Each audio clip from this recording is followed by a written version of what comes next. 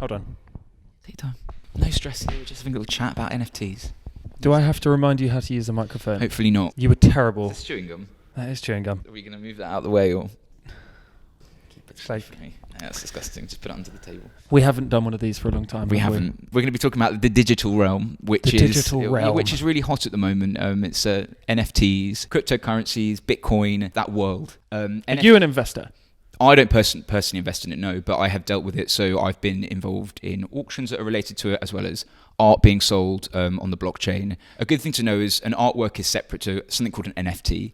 So, a non-fungible token. People know this now. So a non-fungible token is a tokenized digital coin, let's say, and it is irreplaceable. It's unique within its own right. And when an artwork is created or uploaded into this ether, the blockchain, an NFT is created as well as it.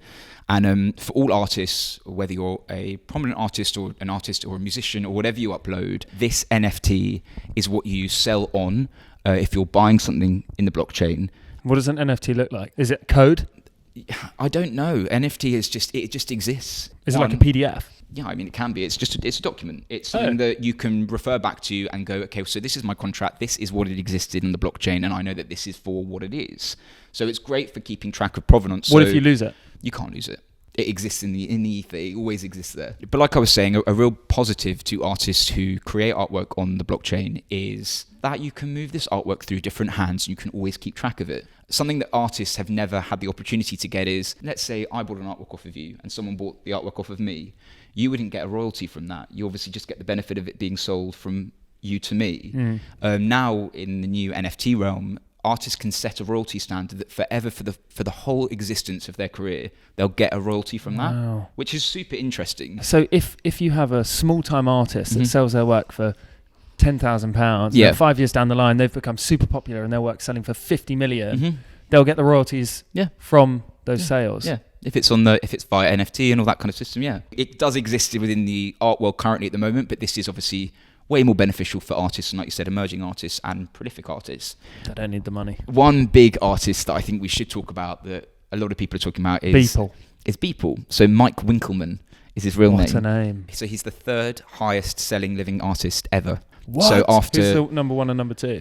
I think it's Koons and Hockney. So Hockney, Koons, and good old Beeple. I've never heard of him before, and now he's front page I mean, news. so a lot of people are saying this, and a lot of people have split opinions on whether this is good or bad. He's just this guy has come from what some people think of out of nowhere. I mean, he's been around for many, many years, and he's a well-known. He's got about 2 million followers on Instagram. He's got a good audience and support. He's worked with loads of musicians on animation, gaming, graphics. So he's got a big history. He's got a background. Yeah, he's a cool guy. He's a somebody. And that somebody achieved just under $70 million, it's about 69.8 or 68.9. One piece of art. For a digital artwork that was sold via Christie's auction house. Who bought it? Well, that's not disclosed to the public. Do you know? I don't know. You do know. I might know, but I can't disclose that. But anyway, so Beeple sold for an incredible amount of money at auction. Wow. And I think 91% of the bidders and the people involved in the auction were new to Christie's. So it brought in this new audience. Who are these people with £70 million? Well, it's all these people that are investing in the blockchain and that have created their own, so they're community. Financial people? I think it's just a mixture. So this artwork was called, we haven't even announced what it's called. It was called Every Days, the 5,000 Days, which collected, I think, over a course of 13 years. Every day he took a digital image of something, and it was a collage that he created and sold. So that's the artwork itself. So it's just thousands and thousands of days of photos that are compiled into a collage. 5,000 days over the course of 13 years. And it sold for 69,346,250 Dogecoin. No, not Dogecoin, dollars. It would have been so much more interesting if it was Dogecoin. What do you actually think of the artwork? I think it's got a story behind it. Aesthetically, it's relatively pretty. I personally think that the most amazing art movements of the time were seen as out of the ordinary or a bit obscure. Look at surrealism, look at expressionism, and I think that now we're moving into a period where I've personally thought, what is the future of art? And I'm quite happy to see something shake up the scene a bit. And it's a different way of looking forward to the future. We've been brought up in an environment where, a Van Gogh on the wall for $22 million or something is just unbelievable. And you'd walk into someone's home and you'd think, wow, like... Whose home are you going into where they've got a Van Gogh? No, I'm not saying that in my experience. I'm saying in the sense of That for me is an outstanding piece of artwork, and you're shocked by it, and that's why someone would collect it. Then you look at people's artwork, which is in the digital realm. Can you appreciate it physically? Maybe you can put it into a projection. You can do what you want with it. It's widely accessible. But the only reason that someone is purchasing the NFT is for the clout? Or the authenticity of it. Well, you also look at it from that sense. So you say the clout, and like I was saying back with Van Gogh, that is an artist that's been revered for many, many years. Beeple, in the sense of the new blockchain, is new. Are they doing it just for an investment? Is it more of a financial thing on the blockchain, whereas a collector would buy it purely for the love of it, or maybe even for investment too? Someone needs to reinvent the wheel for it to move forward. The blockchain. The blockchain. There's some sort of appetite for investing there. People are excited. People are excited by it. I'm excited. And people should get excited about it because it's new and it's something to learn.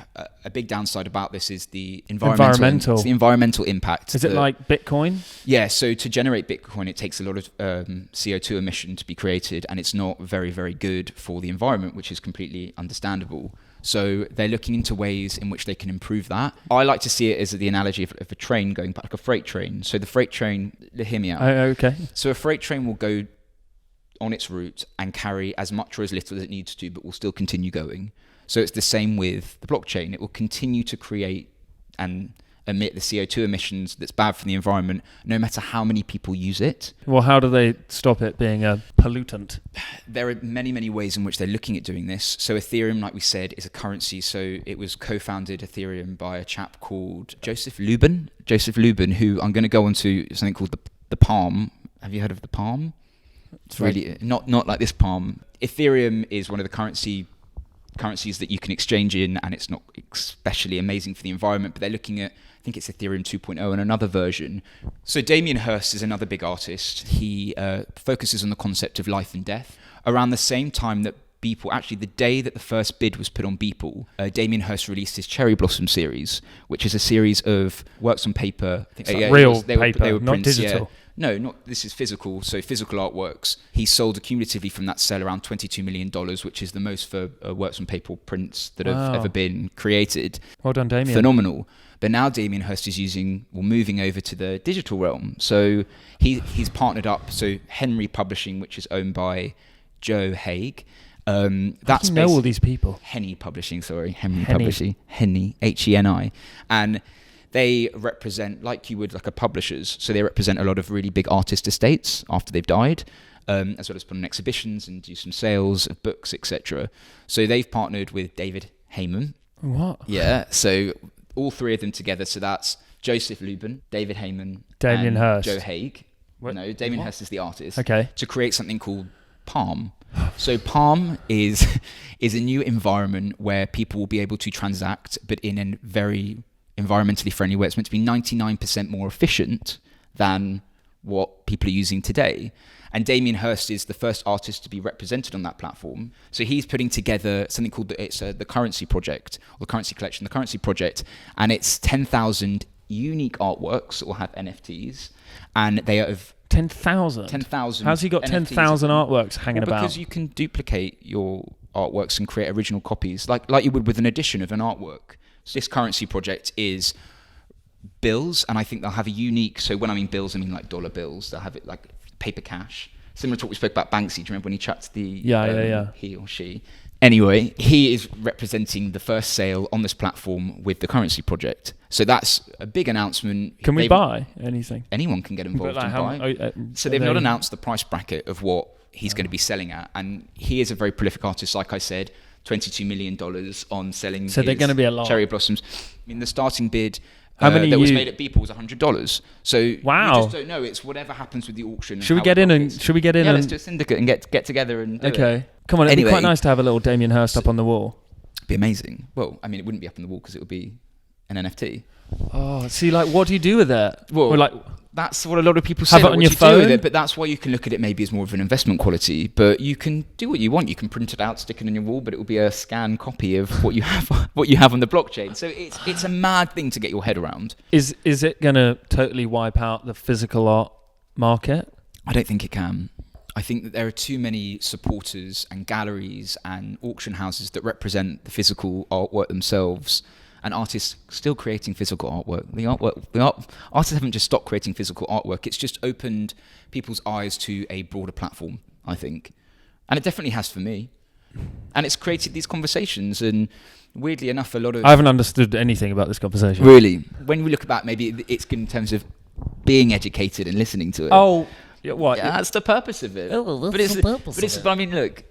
Go and educate someone else. It is hard to take in. Maybe we should do a follow-up where... Yeah, definitely. We look come back at this and say, God, how wrong were we about that? How wrong were we? Or, oh, so much has changed since then. Or has this world died down? Is it as big as... But your prediction is that it's only going to...